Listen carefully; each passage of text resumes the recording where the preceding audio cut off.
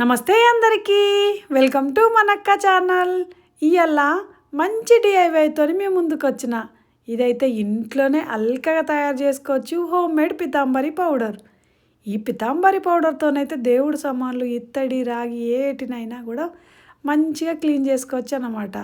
ఇగో మనం మార్కెట్లో దొరికే పితాంబరి పౌడర్తోని మనం వాష్ చేసుకున్నాం అనుకోండి, అందులో ఉన్న కెమికల్స్తోని మన చేతులు పాడైపోతాయి అన్నమాట. ఇగో నేను తయారు చేసే డిఐవై మాత్రం చాలా అల్కగా మన ఇంట్లో ఉండే వాటితోనే చేసుకోవచ్చు. ఈ దేవుడి సామాన్ని అయితే నేనైతే నెలకొక్కసారి కానీ ఏదన్నా పండుగల ముందు కానీ మంచిగా ఇట్లా వాష్ చేసి పెట్టుకుంటా అన్నమాట. ఇగో ఇవన్నీ నేను ఇండియా నుంచి నేను వచ్చేటప్పుడు తెచ్చుకున్న దేవుడి సామాను. ఇగో మళ్ళా ఇగో ఇంకా కొన్ని ఎక్కువనే ఉండే కానీ కొన్ని ఆడబెట్టి మరీ ఏవో కొన్నే తెచ్చుకున్నా. ఇక ఈ సామాన్ని అయితే నేనైతే ఇట్లా వాష్ చేసి పెట్టుకుంటా అన్నమాట. ఇగో ఇందులో మా ఇంటి దైవాన్ని పెట్టుకొని పూజించుకుంటా. మా ఇంటి దైవం అంటే సాక్షాత్తు విష్ణు భగవానే. ఇందులో ఎప్పుడు కొత్త బియ్యం తెచ్చి బియ్యముల్ని మాత్రమే స్వామిని పెట్టి పూజించుకుంటా అన్నమాట. ఇగో స్వామివారి ముందు ఇంకో స్వామివారి అవతారమే కదా. ఇగో ఈ తాబేలు ఎప్పుడు పెట్టి రోజు వాటర్ పోసుకుంటా. వాటర్ పోసి ఈ తాబేలుకి కూడా స్వామివారి నామం పెడతా అన్నమాట. ఇంట్లో తాబేలు ఉంటే పీస్ ఉంటుందని విన్నా, ఎప్పటి నుంచో వాడుకుంటా. మేము ఇండియాలో ఉన్నప్పుడైతే తాబేలునే పెంచుకుంటాం. ఇక ఇది ఎంత వీలైతే అంత చేసుకుంటాం అన్నమాట. ఇదైతే ప్రసాదం గిన్నె. ఇవైతే ఇక శంకు చక్ర దీపాలు మీకు అందరికి తెలిసిందే కదా, నేను చెప్పిన ముందు వీడియోలో కూడా. ఇవైతే నాకు గిఫ్ట్ ఇచ్చిండ్రు మా హైదరాబాద్లో ఉన్నప్పుడు మా పక్కన అక్క వాళ్ళు. ఈ లక్ష్మీ అమ్మవారి దీపము. ఇగో ఇవైతే నేనైతే ఇట్లా నెలకొకసారి అని చెప్పిన కదా, నెలకొకసారే కానీ ఏ పండుగలు ఉన్నా సరే పండుగలకు ముందు రోజు మొత్తం సమానంతా మంచిగా వాష్ చేసుకొని ముందు రోజు పెట్టుకుంటా. దీనికి కావాల్సిందల్లా ఇక పితాంబరి పౌడర్ని అయితే మంచిగా ఇంట్లోనే ఎప్పటికెప్పుడు చేసుకోను. ఇప్పుడు మాత్రం వీడియోకి మట్టుకే చూపిస్తున్నా. ఒక్కసారి ఎక్కువ చేసి పెట్టుకుంటా. కావాల్సిందల్లా పసుపు, మళ్ళా గోధుమ పిండి, ఉప్పు, నిమ్మకాయ. కావాలంటే మీరు బేకింగ్ సోడా కూడా వేసుకోవచ్చు అంట, నా దగ్గర లేదు. ఇగో 2 స్పూన్ల మంచిగా గోధుమ పిండిని అయితే తీసుకున్నా. 2 స్పూన్లకు ఇంకా ఒక స్పూన్నర వేసిన పసుపు అయితే. పసుపు కూడా ఎక్కువనే వేసుకోవచ్చేమో, కానీ నేను అయితే ఇంతనే వేస్తా. ఇక మళ్ళీ ఇండియా నుంచి వచ్చిన పసుపు కదా. ఇదైతే గోధుమ పిండి అయితే ఇక్కడనే దొరుకుతుంది. ఇక ఉప్పు అయితే ఎక్కువనే వేసుకోండి. నేనైతే ఇక అంటే చిన్న స్పూన్ కాబట్టి ఒక 4-5 స్పూన్లు వేస్తున్నానేమో. ఇక తర్వాత నిమ్మకాయ, కావలసినంత నిమ్మకాయ ఒక్కసారి చేసి పెట్టుకోండి. నేనైతే ఇప్పుడు వీడియో మట్టుకే చూపిస్తున్నా కాబట్టి కొలతలతో చూపిస్తున్నా. నేనైతే ఎక్కువనే చేసి పెట్టుకుంటా. రోజు నిత్య దీపారాధన చేస్తాను. నేనైతే రోజు దీపం పెడతాను అన్నమాట. 2 సెట్లు ఉన్నాయి దీపాలవి. 2 సెట్లు కాదు, 3 కూడా ఉన్నాయి. అంటే ఒకరోజు ఈరోజు అంటే వాడింది ఈరోజు వాష్ చేసి మళ్ళీ నెక్స్ట్ డే కాకుండా ఇంకో రోజు వాడతా. ఎందుకంటే రోజు దీపారాధన చేస్తున్నా కాబట్టి 2 దీపాలను మట్టుకే వాష్ చేస్తా. ఇక మిగతావైతే చెప్పా కదా, ఒక నెల ముందే చేస్తా, లేదంటే పండుగలకు ముందు చేస్తా.